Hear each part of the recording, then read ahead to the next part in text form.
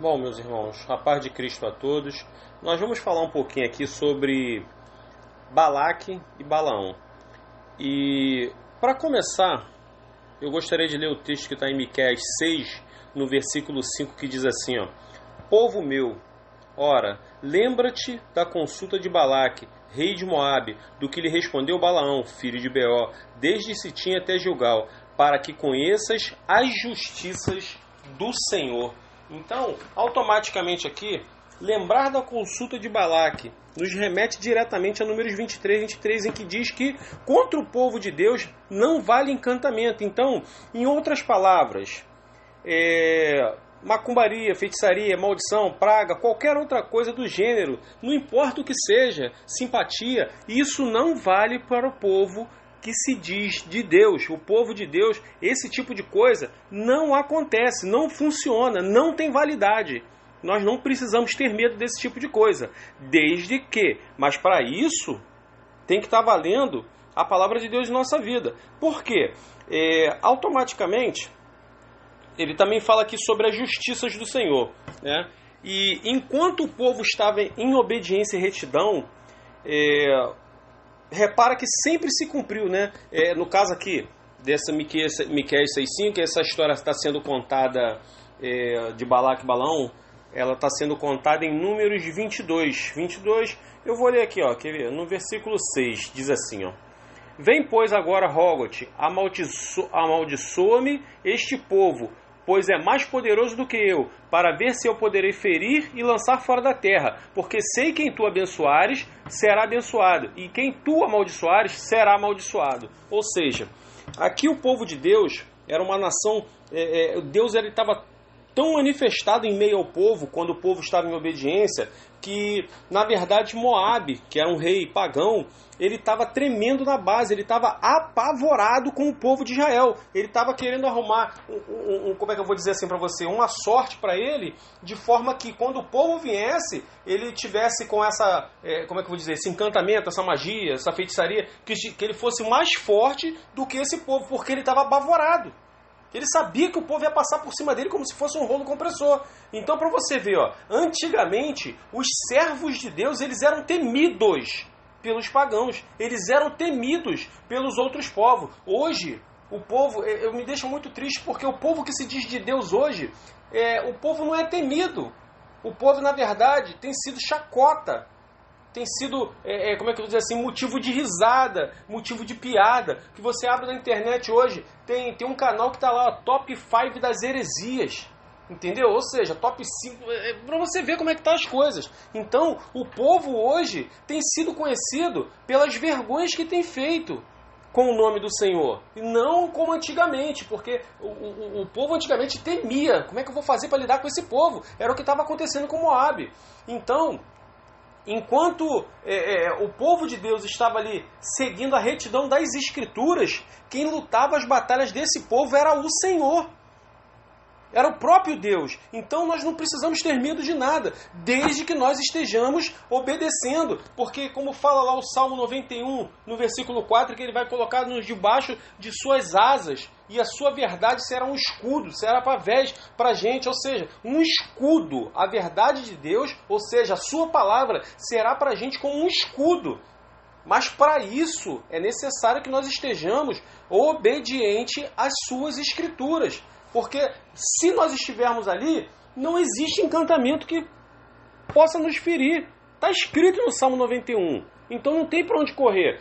Aí então aqui no versículo 6 de Números 22, nós vemos ali que Balaque estava oferecendo presentes para Balaão para amaldiçoar esse povo. Aí um pouquinho mais à frente no versículo 20, nós lemos assim, ó: Veio, pois, o Senhor a Balaão de noite e disse-lhe: Se aqueles homens vierem chamar-te, levanta-te e vai com eles, todavia farás somente o que eu te disser. É interessante que aqui, ó, um pouco mais atrás aqui, alguns versículos, nós vemos que o próprio Senhor falou que não era para ele ir. E detalhe, tendo em vista que Balaão ele conhecia as Escrituras, ele sabia que o Senhor não poderia mudar. Então, o Senhor já tinha proibido dele fazer isso, até porque o Senhor não ia deixar amaldiçoar o próprio povo, né?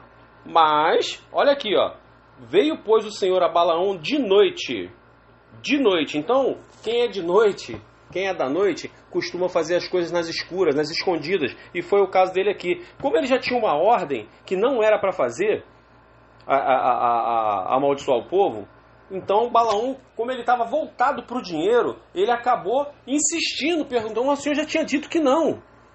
Mas o Senhor deu uma experiência aqui para o povo, ou seja, para o povo de hoje, porque lá atrás isso ficou registrado para que nós venhamos entender hoje. Porque Balaão passou por cima da ordem do Senhor, ele foi lá tentar amaldiçoar o povo, e por algumas vezes ele falou e não conseguiu. E, na verdade, ele abençoou o povo. E Balaão ficou apavorado com ele. Balaque, na verdade, né? Ficou apavorado com ele. Que isso, rapaz? Mandei tu amaldiçoar, tu vem aqui abençoar esse povo? Não foi para isso que eu te paguei. Aí, o que ele pegou e abriu a boca para falar? Não se pode amaldiçoar esse povo. É interessante como é que as coisas acontecem, porque mesmo o povo tentando amaldiçoar, que foi o caso de Balaão, tentando amaldiçoar o povo de Deus, ele não conseguiu, porque as palavras, o Senhor mudou a boca dele. Isso me lembra também até do Espírito Santo de Deus, que muitas das vezes nós não sabemos orar como devemos, então o Espírito Santo ele coleta nossas orações, ele as conserta para levar para o Senhor de forma digna, porque às vezes nós falamos besteira, pedimos coisas que não devem ser pedidas ao Senhor. Então é disso que ele está falando aqui, e isso mostra, deixa claro, que enquanto o povo estava em retidão, nada poderia ter sido feito, e não foi. Nada aconteceu com esse povo enquanto eles estavam na retidão do Senhor. Por quê? Automaticamente a gente vai lá para Números 23, que não vale encantamento contra o povo de Israel. E isso já me remete diretamente para Gênesis 12:3, né? Que já que não vale encantamento, você vê que o Senhor também falava que não valia, e automaticamente também o Senhor já falava o quê? Abençoarei os que te abençoarem e amaldiçoarei os que te amaldiçoarem. Então, ou seja, isso é até interessante, ó. Vale até a pena a gente prestar atenção nisso daqui, para você ver o quanto o Senhor é poderoso, né? Porque Ele prometeu aqui para o povo, eu vou te abençoar. Ou seja, eu vou abençoar quem te abençoar. E quem te amaldiçoar, eu vou amaldiçoar. Então, irmãos, não é fazendo as coisas com segundo plano, mas quem é servo de Deus já coloca no coração um propósito de quê? De sempre fazer o bem para o próximo. Porque automaticamente quando você faz o bem para o próximo, você abençoa o próximo, ou seja, o seu irmão necessitado, como nós tivemos um caso aqui próximo disso, né? De uma irmãzinha que estava precisando. Nós estávamos precisando aqui, ela estava precisando de ajuda e o pessoal se compadeceu, todo mundo se juntou e aconteceu. Então, ou seja, abençoarei os que te abençoarem, já começa a se cumprir a lei da semeadura sobre a nossa vida. Porque aquilo que a gente plantar, a gente vai colher. Indiretamente é a mesma coisa que o Senhor está falando. Nós precisamos estarmos atentos a isso. Porque às vezes nós somos acometidos de pequenas maldições porque não tomamos a atitude correta do que deveríamos tomar. Olha como é que é interessante essas coisas. A gente vai somando, quando a gente conhece as Escrituras, a nossa mente fica como se fosse uma oficina, uma usina de ideias, porque tudo que você escuta, você consegue converter para a luz das Escrituras. Tudo que você ouve, vê acontecendo, você vê uma passagem bíblica ali como se tivesse... A tua mente não para de maquinar as Escrituras. Tudo que você vê as Escrituras se cumprindo de alguma forma. E enquanto o Senhor fala aqui em Gênesis 12, no versículo 3, sobre isso, e ele repete novamente em Gênesis 27, 29, que abençoarei os que te abençoarem e amaldiçoarei os que te abençoarem, e amaldiçoarei os que te amaldiçoarem. Então, irmãos, é a lei da semeadura. Nós precisamos praticar mais, colocar mais em prática, porque uma coisa que também eu acho maravilhoso, porque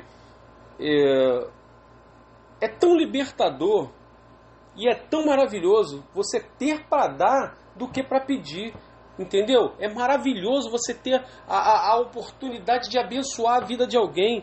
Irmãos, isso é tão gostoso, vocês não têm noção do bem que isso faz, que é mais uma vez as Escrituras se cumprindo. Então, não deixem de fazer o bem a quem está próximo, verdadeiramente a quem precisa, porque tem um monte de charlatão que se escondem atrás dos corações moles das pessoas, se aproveitam disso e não fazem o que tem que fazer. Entendeu? As pessoas, não faz o que tem que fazer, que no caso quer trabalhar.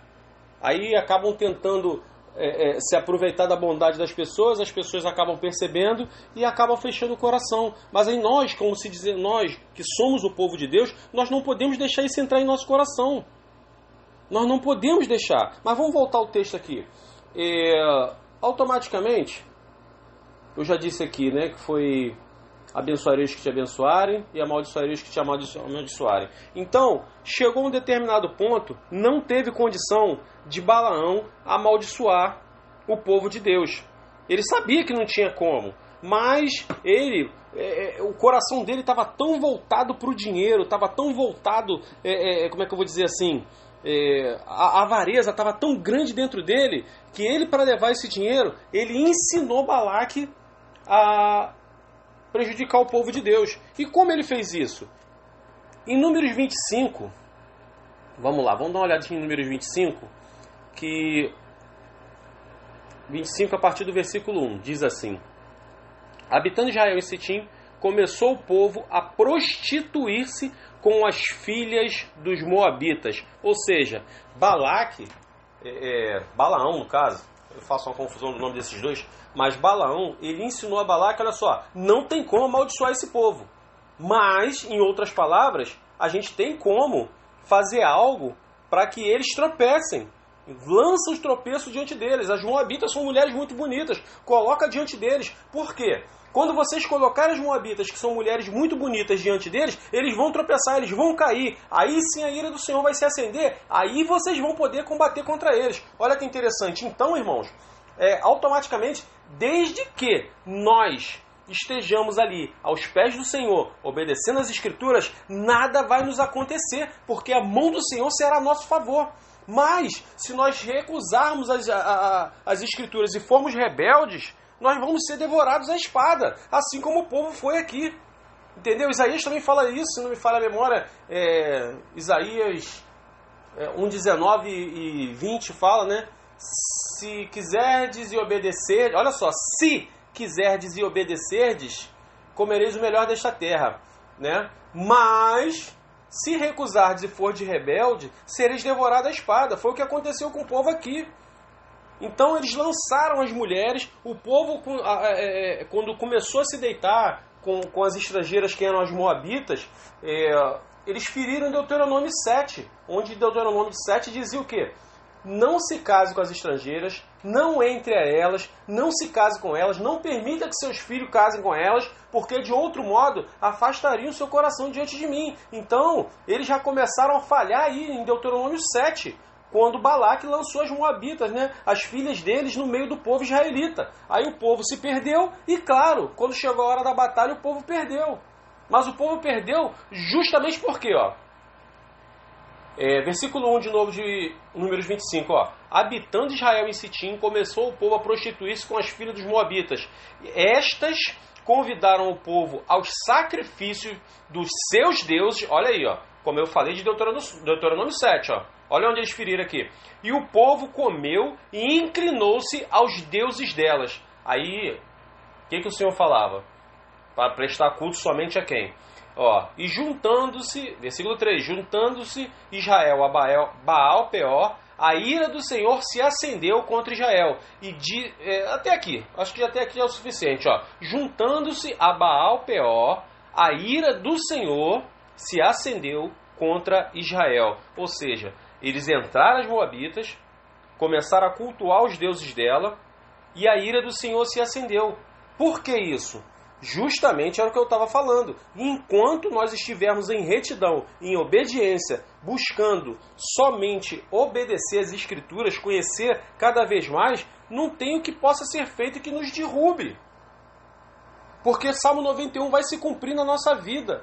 O Senhor vai nos proteger. Nós vamos estar, e aquele que habita no esconderijo do Altíssimo, que é o início, né, já diz assim, a sombra do Onipotente descansará. O que é habitar no esconderijo do Altíssimo? O esconderijo do Altíssimo são as Escrituras. Nós precisamos habitar nas Escrituras, nós precisamos vivê-las, vivenciá-las a cada dia, a todo momento, e jogar para fora aquilo que não agrada o Senhor.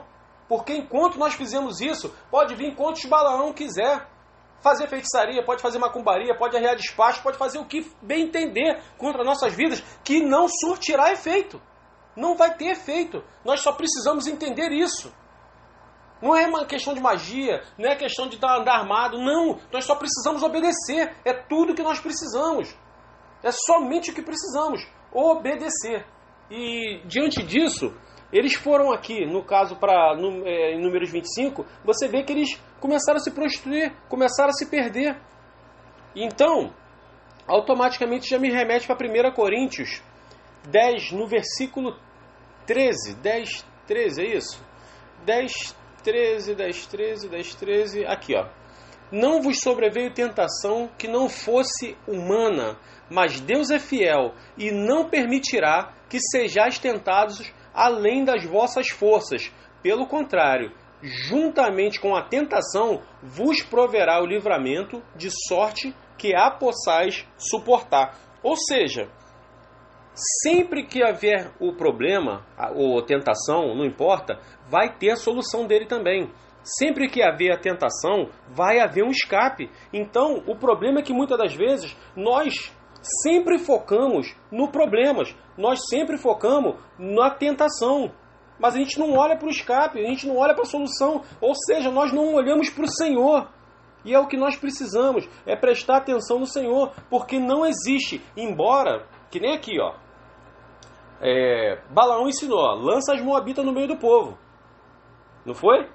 Mandou lançar.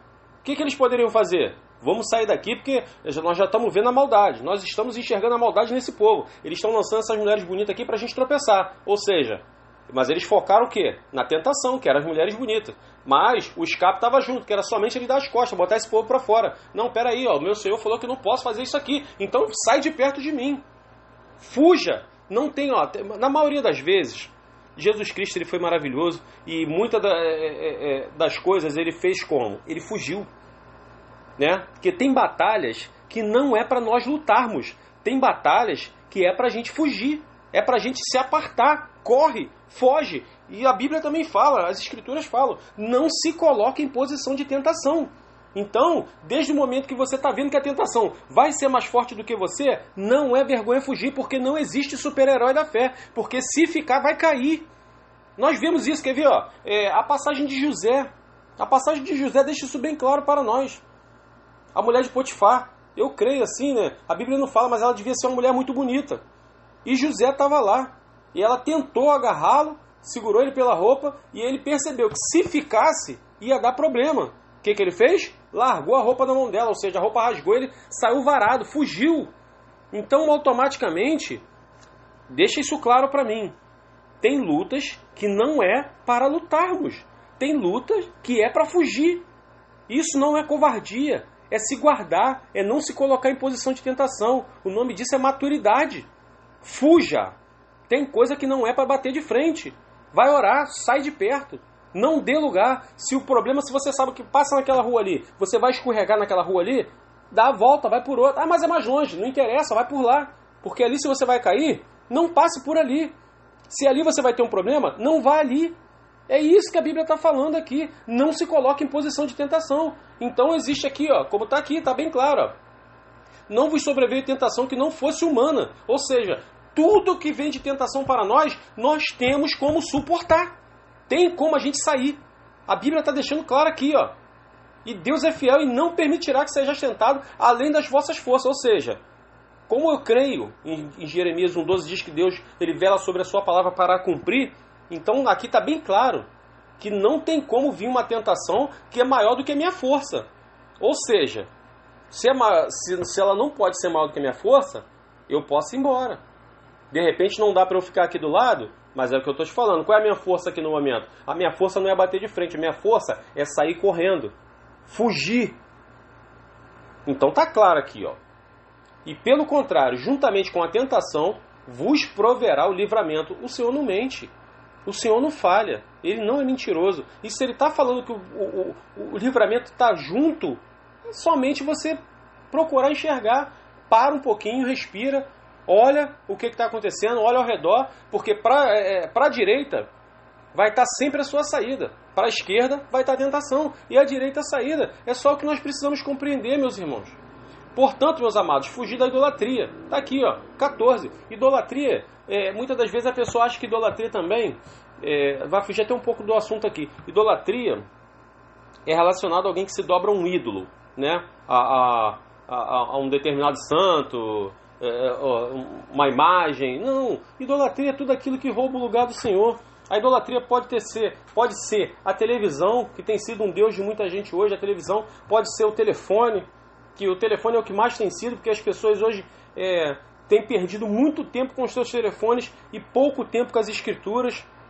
Isso deixa a gente muito triste, porque você vê que as pessoas hoje não conhecem as escrituras. Então, muita gente hoje também tem aquele problema de achar, porque Antigo Testamento não é válido. Eu vejo isso, as pessoas batendo... mas é Antigo Testamento, mas olha aí o ensinamento que o Antigo Testamento está mostrando pra gente. Entendeu? O Antigo Testamento ele não é válido na lei, para praticar a lei, para você ser salvo. Isso não vai funcionar mesmo, não vale. Mas grandes ensinamentos, né, estão lá. E como também disse, se não me engano, em Colossenses 2,8, no 2,16, eu não recordo bem agora a referência, mas diz assim que as coisas passadas são sombra das coisas futuras. Então, se são sombras, a gente tem que prestar atenção, porque pode não servir para eu ser salvo, né? Se eu praticando e achar que vou ser salvo, mas me serve como ensinamento para que eu seja salvo. Me serve como ensinamento, porque com o que está sendo dito aqui, se eu colocar em prática, o nome disso vai ser o quê? Eu praticando as escrituras, o nome disso é santificação. E lá em Hebreus diz o quê? Que sem a qual ninguém verá a Deus. Então, meus irmãos, nós precisamos estarmos atentos a isso que está acontecendo. Maturidade espiritual. O Antigo Testamento ele é válido, ele está sendo usado ainda por nós e não vai deixar de ser usado. Entendeu? Não vou usar ele para praticar e ser salvo. Mas os ensinamentos vêm de lá. E todos eles apontam para Cristo. Tá bom, meus irmãos? Eu acho que já dá para ficar por aqui. E que fique bem claro, nenhuma maldição há para aquele que está em Cristo Jesus. Praga nenhuma chegará à sua tenda. Então, o crente não precisa ter medo de praga, maldição, idolatria, feitiçaria. Não precisa ter medo disso daí. Não precisa ter medo. Basta somente você obedecer e o resto o Senhor toma providência em nossas vidas. Tá bom, meus irmãos? Que o Senhor nos abençoe em nome de Jesus.